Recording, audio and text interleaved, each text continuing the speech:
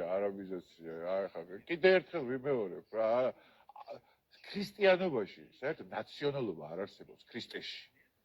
ქრისტეს არასდროს არ უხსენებია არც ებრაელი, არც რომაელი, არც არ არის.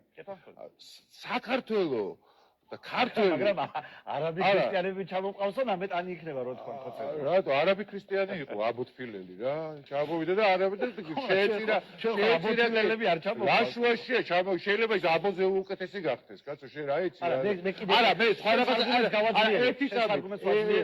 ერთი წამით მოვისმინე რა.